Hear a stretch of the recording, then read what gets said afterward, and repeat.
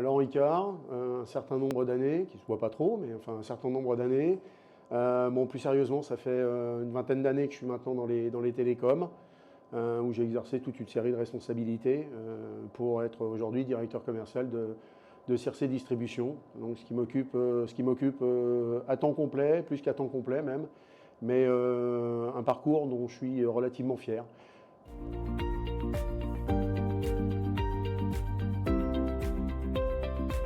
Alors depuis 2007 exactement. Donc auparavant j'ai fait une carrière où j'ai monté petit à petit en compétences, en exerçant pas mal de jobs dans les télécoms et puis en saisissant les opportunités qui s'offraient à moi. J'ai intégré Circe Distribution au moment où il fallait intégrer Circe Distribution, c'est-à-dire au moment où la fibre se lançait en France. Donc c'est le grand chantier, hein, c'était le chantier des 20 années qui venaient. On est en plein dedans. Alors, ça fait déjà un certain nombre d'années qui sont passées, mais il en reste encore. Et donc j'ai intégré Circe Distribution pour mener à bien ce projet fibre optique, notamment pour le lancement en fait, de la fibre optique pour le compte d'Orange, et puis très rapidement aussi pour le compte d'SFR, qui était le deuxième opérateur. Puis j'ai rejoint une entreprise qui était une PME familiale, que je connaissais, parce que j'avais travaillé avec eux déjà, c'est moi qui les gérais, et ils étaient mes prestataires de référence à l'époque. Et quand j'ai quitté mon poste chez un opérateur, eh bien, j'ai rejoint Circe Distribution, qui à l'époque s'appelait SMS. Voilà, alors avec un chiffre d'affaires et beaucoup moins de vendeurs qu'aujourd'hui, et puis eh ben, l'aventure de la fibre et le déploiement de la fibre partout en France et ailleurs. Les valeurs de Circe Distribution, je pense que c'est le goût de la performance, le goût du challenge. On ne fait pas de commerce sans avoir, je dirais, ce marqueur qui est quand même le marqueur le plus important pour moi. Le deuxième marqueur qui est très important, c'est le souci de satisfaire le client. Alors le client, il y a deux clients. Hein. Il y a le client final, c'est celui qui est utilisateur de nos produits, c'est donc celui à qui on vend. Et là, c'est indispensable d'avoir une prestation de qualité, qu'on aille vraiment au cœur de ses besoins. Et puis après, satisfaire le client qui est le donneur d'ordre. Parce que si on n'a pas de donneur d'ordre satisfait, il n'y a pas de métier, il n'y a pas de vendeur, il n'y a pas de structure.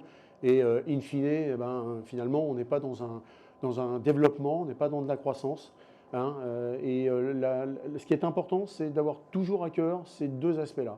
La satisfaction du client, qui est au cœur du business et qui doit être au cœur du business d'un commercial de nos jours, hein, un commercial de qualité qui fait son vrai métier, un vrai professionnel.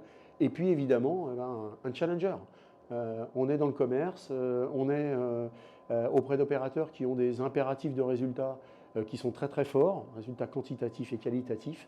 Il faut impérativement que nous soyons dans le même mode et peut-être même un peu plus que l'opérateur en termes d'exigence.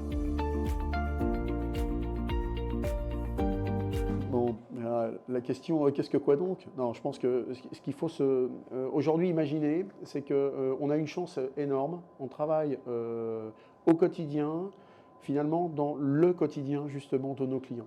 Le quotidien de nos clients, c'est quoi? C'est le réseau fibre, c'est le réseau mobile.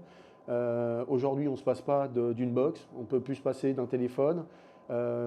Pourquoi? Parce que ça nous sert à partager.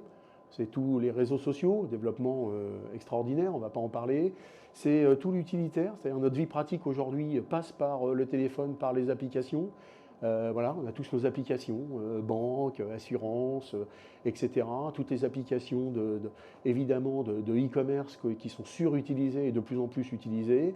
C'est le télétravail, c'est un outil de travail aujourd'hui et de plus en plus, et on l'a vu avec le Covid, finalement le télétravail a pris sa place et quand on parle de télétravail, on parle d'une connexion qui fonctionne pour éviter d'avoir la moitié des mots qui sont gâchés et avoir une capacité de traiter de l'information, du fichier en termes de réactivité. Donc c'est tout ça qui fait le quotidien des Français, plus bien évidemment tout ce qui concerne la partie loisirs.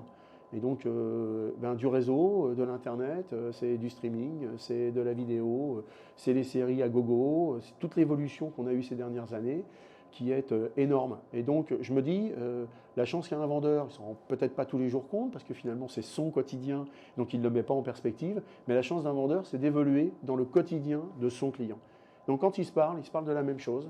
Il trouve très rapidement les centres d'intérêt. S'il trouve très rapidement les centres d'intérêt, il est capable de valoriser sa prestation, il est capable de valoriser le produit qu'il a devant lui, et donc il est capable de le vendre et il va forcément trouver un client satisfait au bout du compte.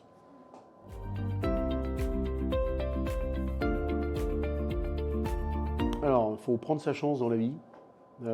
C'est un métier qui permet aujourd'hui, je pense pour un jeune, de se dire, j'ai peut-être pas le niveau d'études, j'ai peut-être pas raté ma première partie de vie, je sais pas trop ce que je veux faire, mais je pense que j'ai des qualités, j'ai une personnalité, quelque chose qui va me permettre, entre guillemets, de m'accomplir dans la vie. Je sais pas trop ce que ça veut dire d'ailleurs s'accomplir dans la vie, parce que quand on est jeune, c'est peut-être pas tout à fait le sens de ce qu'on veut mettre en avant. Mais en tout cas, c'est un job où on peut réellement construire sa vie professionnelle, si on a la volonté de le faire, bien évidemment, si on a un minimum, je dirais, de talent, et surtout si on a le sens du travail, parce que c'est quand même aussi un job où il faut travailler. Par contre, quand on arrive à agglomérer les trois, ben finalement, on se trouve dans un job où on peut faire sa rémunération.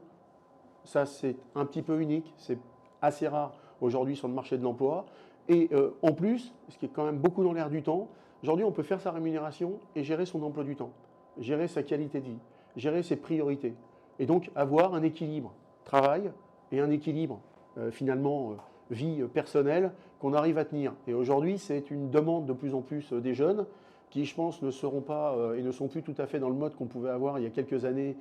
Qu'est-ce que je vais faire pendant mes 40 ans de carrière?